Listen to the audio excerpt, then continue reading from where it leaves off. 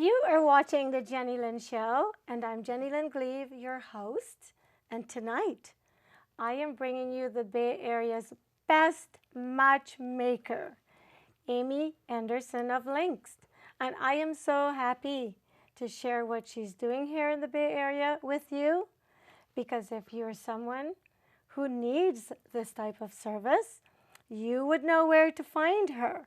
Amy, thank you so much for taking the time. Thank you for having me here. It's a pleasure to meet you and be here. So why did you choose to become a matchmaker? Well, for me, I've always loved setting people up. I've derived a lot of pleasure from doing that. And when I was initially living in Palo Alto, back in around 2000 timeframe, that's where I saw a really unique kind of trend. I was meeting a lot of eligible men, just with my networking and socializing and so forth. And I was really amazed that a lot of these men were really complaining about the social scene in Silicon Valley, trying to find some nice matches. And I saw something up in San Francisco with a lot of my female friends as well. Great women, career-minded, great educations, but could not find a good match. So that was kind of the idea I had. And it was really based on kind of supply and demand and recognizing being an entrepreneur, there's an opportunity in front of me, and I had to do that. Well, I'm glad you did it. Definitely. It's been amazing. I have done a couple shows on internet dating. Oh, really? And what I gather from them is that something I would never do. And it takes a lot of courage to do this, and it sounds like a job. Definitely. And even though there's so many of these sites, people are still complaining that the Valley has too many nerds, and there's so many beautiful women that can't find men. Yes. How is your site different from these? So my site is actually just an informational-based website. So there's a lot of great, rich content on there that really provides kind of background to the company, kind of operations for how I put together introductions and a really extensive background of everything pertaining to Linx. Yes. But a really unique hallmark for what Linx is that this is offline. So it really is unique for any individuals who've done online dating, because I'm the matchmaker. So I'm the one, I'm the algorithm for them figuring out the matches versus a computer. So I take so much pride in getting to know each and every prospect. I personally sit down with every client of mine. It's a very laborious, very personalized process that really differentiates itself from anything such as Match.com, eHarmony, or now there's so many of the dating apps that everybody's using. So completely different. It's not a lot of technology is involved with my business. It's very, very personalized that way. Well, while you're speaking, 100 questions are floating through my head. Like, okay, it's only one of you. How many people can you help at a time if you have to get to know all these people to match them up? So I'm really selective in who I bring on, especially at this stage in running my business. I've been doing this now about 13 years.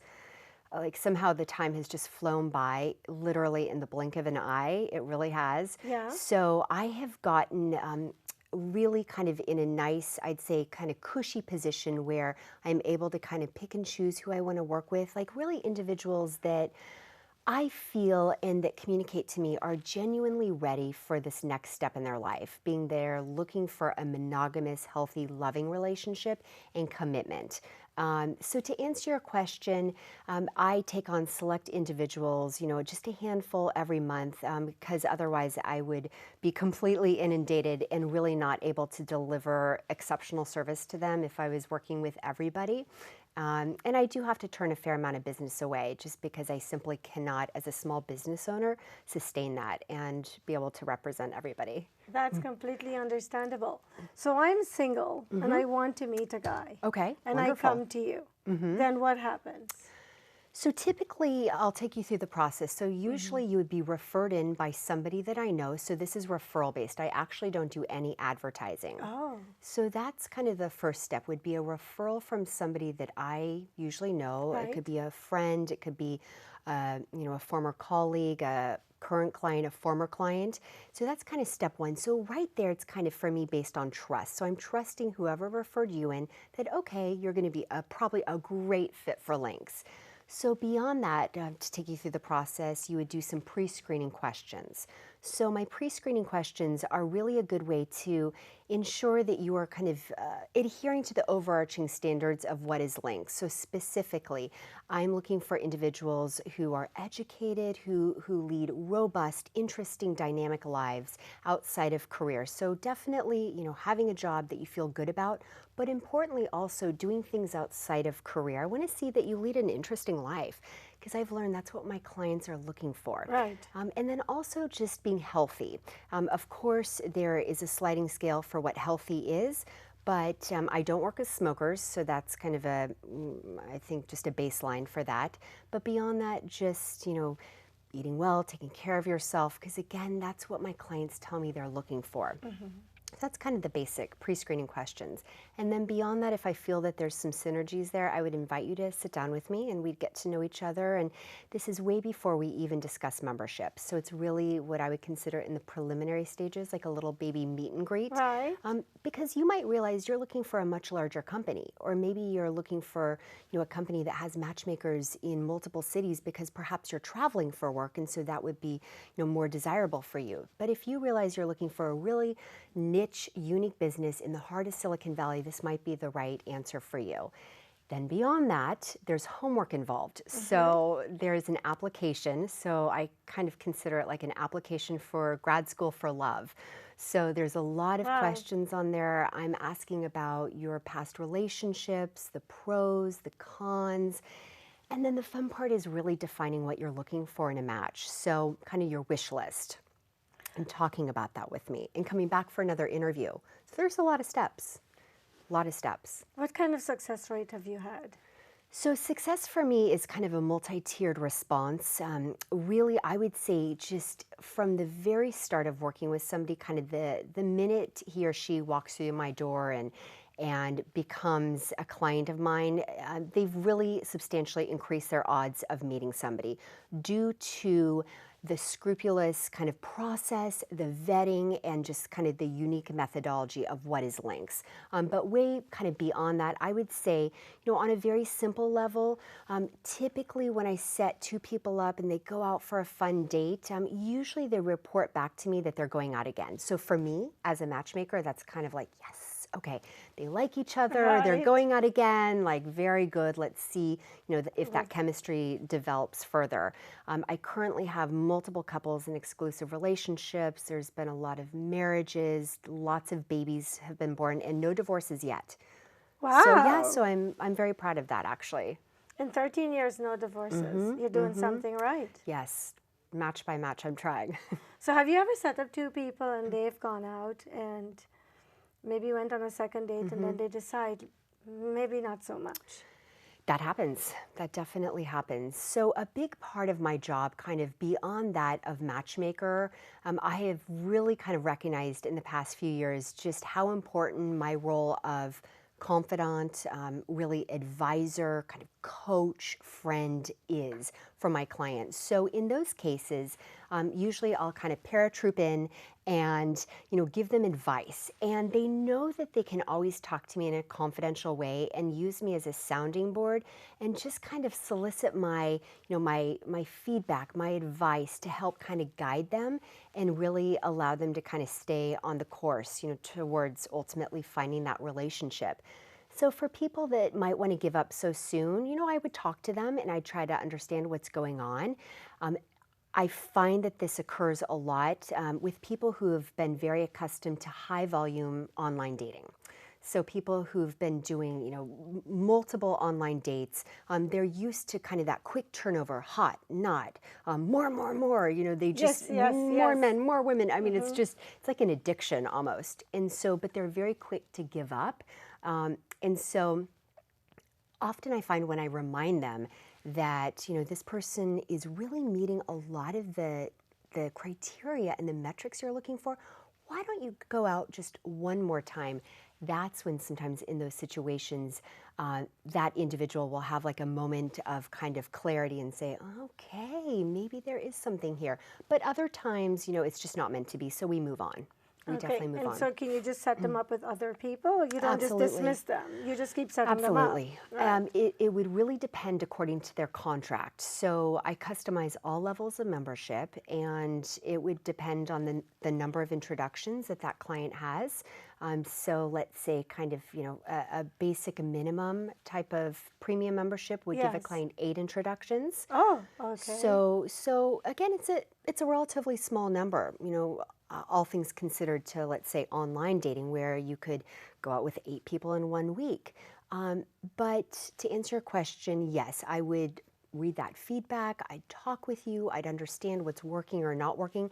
I'd often tighten the criteria that the client's looking for, fine-tune things, and then present a new candidate.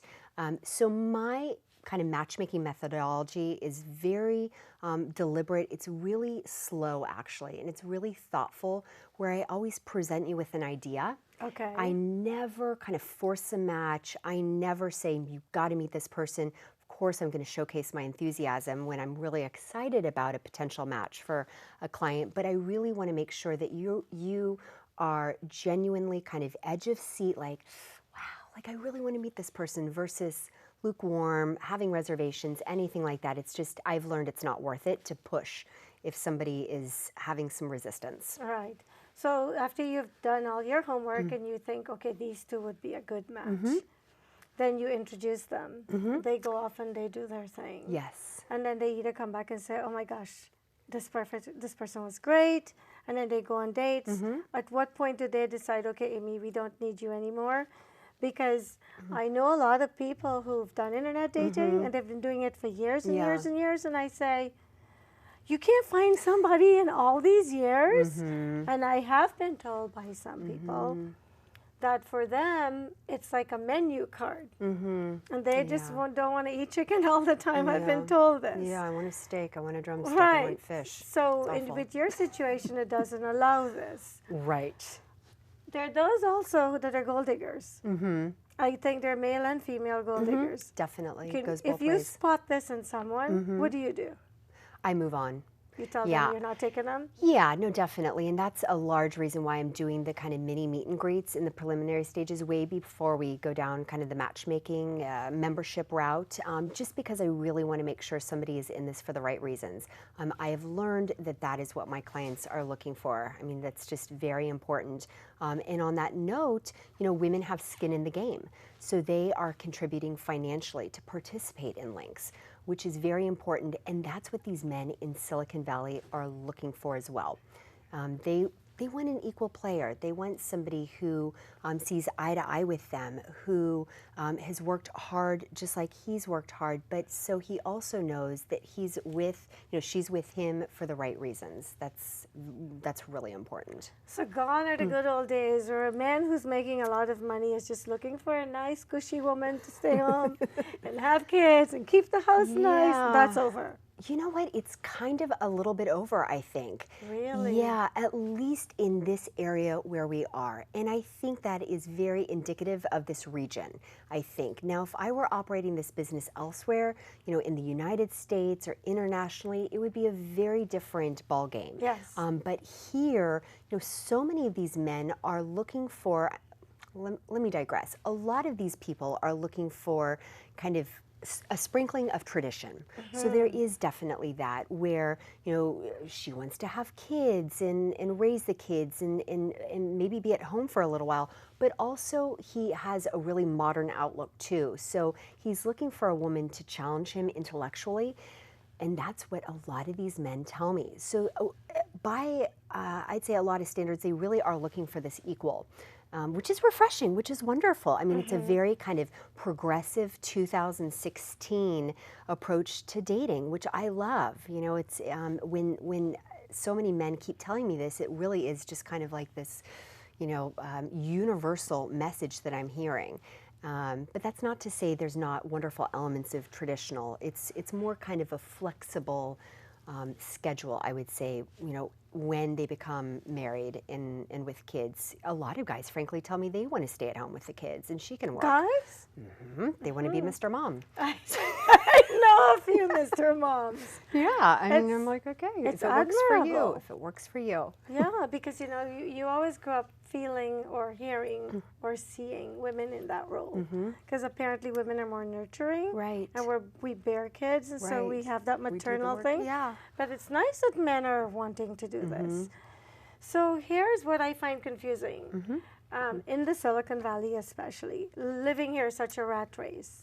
Even if you make a ton of money, and money is not the issue, time is an issue. Yes. How does a marriage that with both people who are professionals, how do these marriages work based on your experience as a matchmaker? People outsource. I mean, I think they're both working a lot, but they're also really smart with time management. Yes. They are outsourcing a lot of different things. So down to, I just had a couple tell me they've hired a chef, just somebody to come in.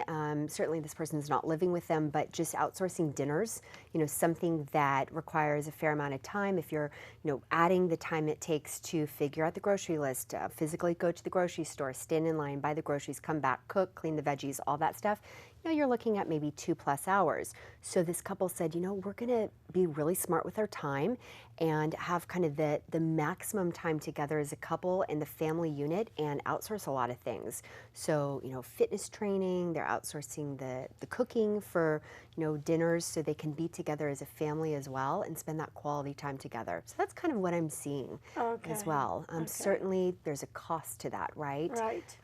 But at the same time, you are really saving that time so you can spend that quality, those quality moments together. So what is a premium membership cost? And do you have a special price for women, or is it the same price for women? These are questions people want me to ask you. So there's 2 tiers of membership. Really, you either choose to become a premium client, and with that, you're going to get a guaranteed number of introductions, and you and I are going to work really closely together to identify these different matches. Okay. Or you're going to choose something very passive in capacity, and with that, there's really no guarantees.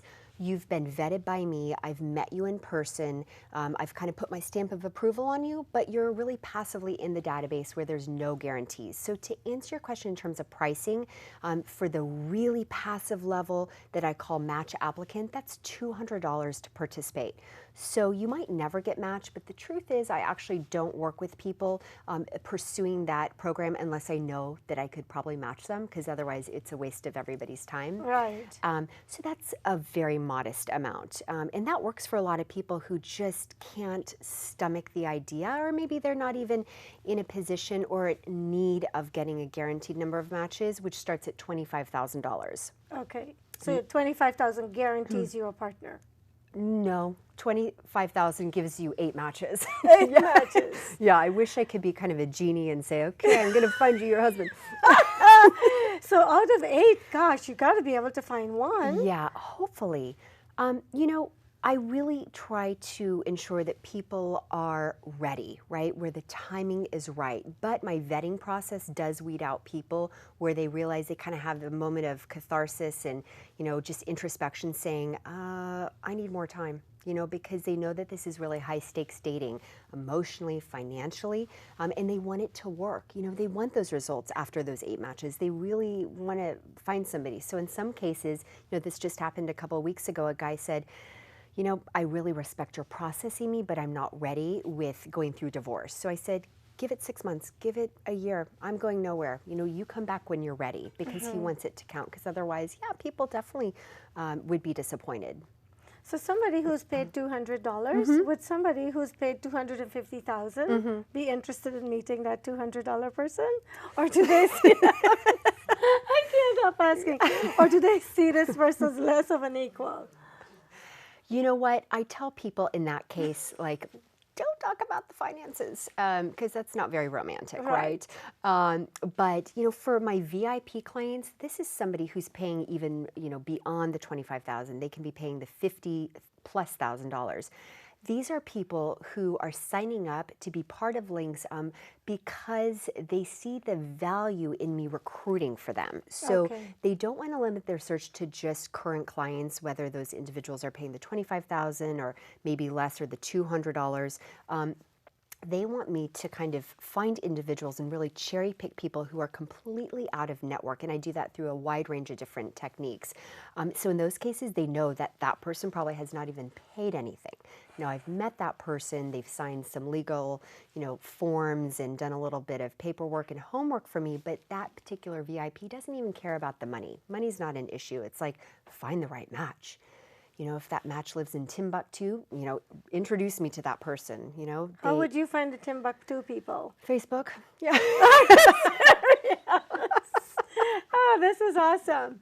So, have you ever had someone come in as a VIP and halfway through the process decide that they met somebody on their own? What happens with the money they paid? Do they get it back? No. So that happens. That can definitely happen. In fact, I've had a situation probably about a year and a half ago, starting to work with somebody, and they're so excited, and then they just met somebody like a week after. So that happens, and that can happen, especially when, again, people are so ready and the timing is right, because they're, just exuding that positive energy that starts attracting people into their life, and they can couple up right away. So there's no refunds. I mean, that's just kind of called a risk somebody takes. That's covered in the membership agreement that I walk everybody through to really kind of explain, the procedures and the protocol and just some of the business kind of practices involved. So I would say ultimately, it's worth it, I suppose, because, even if somebody didn't meet vis-a-vis Linx, they met somebody on their own, and that's really exciting. And maybe had they not gone through the Linx process, the homework, the application, the moments of catharsis and introspection, that they wouldn't have met somebody, perhaps. What does VIP membership involve? So VIP membership involves a lot of homework. A lot of homework with Linx. And then a really extensive meeting with me, really fleshing out what they're looking for with their match. And then really at that point, we are collaborating together, myself, my wordsmith that I hire on a case-by-case basis, who does a lot of the marketing of different profiles of clients on my website. And then working with the client to really kind of figure out a really beautiful marketing message that describes him or her and that of the match that they're looking for. And at that point then, they know that I'm going to really kind of leverage my brand and kind of push their message out there with what they're looking for. And I'm doing that vis-a-vis my website. There's kind of a section at the top that says active searches for men, active searches for women. And these are just a select group of some of my VIP clients. Okay. So I'm doing that. I might market it on Facebook, again, kind of pushing that message out, seeing who might bite at that opportunity. And there's really fascinating things that have happened through that. So that's what the VIP is really signing up for, kind of seeing the inherent value in that and kind of what I'm capable of doing for my clients, which is very cool. Over the 13 years, which has been your most memorable couple? I'm not asking you to name them, but why? What was it, and who, and why? Why was it your most memorable? I would say it's one of my more recent couples. So I started working with a very high-profile VIP gentleman in Los Angeles. Started working with him last July or so, July of 2015. And, to be honest with you, when I first signed up, him as a client, I was really kind of unsure of how the search would go. He's much older, so he's in his 70s. Yeah, and so I didn't really know. I've worked with, significantly older individuals in the, call it 65 plus category, but he was in his own category, especially that coupled with his high profile nature, very identifiable on the internet, has done really interesting things in his life. So kind of all these factors together, I didn't really know what to think or how it was all going to kind of play out in the end. Of course, I was going to do my absolute best and deliver exceptional service for him, and I was just really excited to start working with him. So really what became interesting was I put my search feelers, because he's based in Los Angeles, down in the Los Angeles area, and there was a lot of women who were very interested in potentially meeting him. He had 5 introductions and liked all of them. So again, he was really happy and they liked him back. So again, great comments coming from the women. He was a gentleman, he treated them really well. So all the important things that I knew, that he was treating his matches really well, treating them to dinner, being a good guy, asking good questions, genuinely like in a good place in his heart to meet somebody. And then one day I got an email from a woman in Los Angeles. And the moment I got her email, and this was not to meet him, mind you, this was just, I'm interested in your services. I saw her information, I'm reading it, and I'm thinking, oh my goodness, I have got to somehow match the two of them. Like, this is so his type, and based on what she's looking for, he's her type. So I asked her, I said, can you fly up to the Bay Area like ASAP, as in pronto, like tomorrow? And she got up here in a couple of days, and I met her, and I knew that there was something there. Now, I didn't know if she would be okay with his age, given, she's a bit younger than him.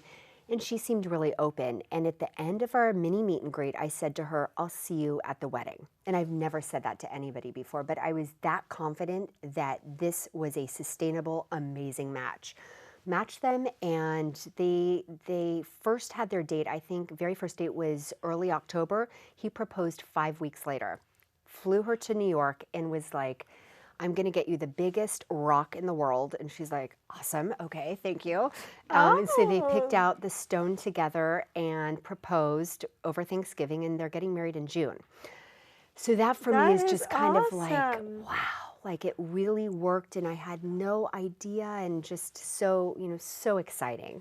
And I'm really, really thrilled for them. Darn it, we're down to 2 minutes. And I still have 100 questions. Oh my gosh, you're kidding. Okay, I have to ask you this one before we go. So you have all these people. How do you find partners for them? Do they have to be members? No. Or do you just look at random people? Yeah. So I have a whole pool of them in here. Wonderful. I hope you're seeing. Absolutely. So I would tell everybody listening and watching to go to my website, and then there's an area where you can submit your information, and I'll look at you for consideration for some of my clients. So there's so many ways to potentially work together. So definitely you can be part of the big database, and you never know, I might reach out to you and say, let's sit down together. I might have the perfect match in mind for you. Awesome! I am so happy, Amy, that you came. Yeah, absolutely. You're the first matchmaker I've ever met in my life, and I'm sure you are the best. Oh, thank you. So we have come to the end of the show, and once so again, whenever I'm speaking to someone fascinating, time flies.